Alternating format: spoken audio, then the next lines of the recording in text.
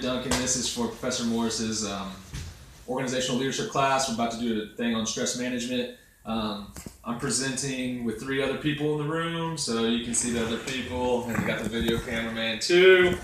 All right, so let's get into stress management. First of all, let's define stress. What is stress? Stress is the internal or external conditions of the response of something that's going on you. So the main word here is your response. You can control how you respond to stress for the most part. There are some chemical things that go into it, like how your body interprets it, but for the most part, you can dictate how you handle stress. There's 2 ways of kind of handling stress. One is after it already has been upon you, how are you going to get that stress and resolve it in a way that's best for you? Another way of preventing stress is trying to manage it before it even starts. Things that give you stress could be work, your job, money, or weight, or looks. So how can you, come at ease yourself or budget or something that prevents the stress before it even comes upon you? So let's talk about the chemical aspect of it first. A lot of people define this as the fight or flight method, which means whenever your body is threatened or for your life or something like that, what happens is your hypothalamus triggers these steroid hormones called cortisol. And cortisol is located right above your kidneys. And when that hypothalamus triggers it, neurotransmitters go up. And what happens is this cortisol sends blood to your muscles. It'll send fatty acids to your bloodstream, creating energy. And this gives you enough adrenaline and energy to fight or flight, is how it's called, stress away. This is good because, like I said, it gives you additional adrenaline and energy. However, the bad thing is if you don't relieve stress properly, it stays in your bloodstream and it can work havoc on your mind and your body and take a toll on it, which creates heart disease, diabetes, high blood cholesterol, abdominal obesity, and a lot of things like that. So let's talk about ways to fight stress to kind of prevent it before it even happens.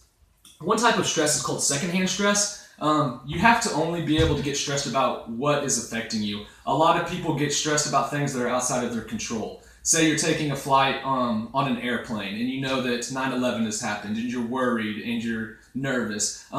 This is outside of your control. This is something that you can't have any control over. A lot of people get stressed about these things. So just be calm. Know that it's nothing you can do about it at this point in time. So that's one way you can get over secondhand stress.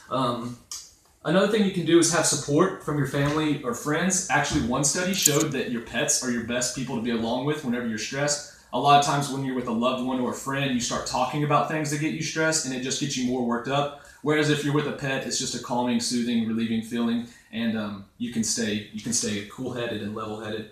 Another good thing is sleep. There's no more relaxing thing than to sleep it off. I know a lot of people don't like to go to bed without talking or resolving their problems, maybe with their partner, but actually sleep is the best way to cool off, and you'll be level-headed in the morning, and your body will be more relaxed, and you'll be able to talk sense.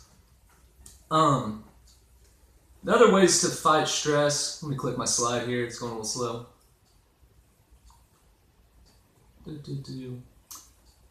Okay, let's talk about obesity for a second and dieting. As we know, 60% of Americans are all overweight.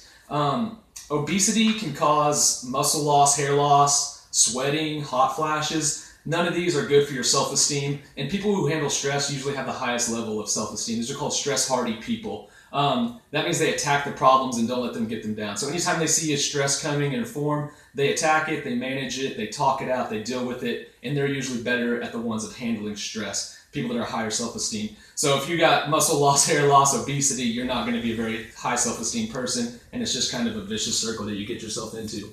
Also, there are some foods that you can help to help stress, like blueberries, dark chocolate, some nuts, some almonds, things like that are also some stress-reducing foods, which will help a little bit. The best way, though, to take care of stress once you're stressed is by form of exercise, whether it be weightlifting, running, jogging, swimming, biking, anything that takes your mind off of stress. Also, by exerting physical activity, it creates blood flow and white blood cells get in the bloodstream, and that releases the cortisol a little bit. You can also, besides physical activity, try to keep your mind off things, because when you dwell on a certain activity, what's up, dude? This is our 4th member of our audience, Sinilu. Hey. Who was this? like listening to music, drawing, writing, doing paintings, things like that. Those are other things that can take your mind off stress and be beneficial for you. So overall, just the best things to do is to try to manage your stress, have a plan beforehand, be prepared. So if it's work that gets you stressed out, talk to your supervisors, know what you can do. If it's money that gets you stressed out, talk to your spouse, find a financial planner, have a budget, things like that. Try to prevent the stress before it happens, and then once it happens, try to find an activity or a soothing mechanism that works best for you, and that's just the best way to get rid of stress. Be active and eating right, have high self-esteem, and have a plan. That's kind of the best ways to relieve stress, and that's how you can manage it. That's all I got. Thank you, Professor Morris.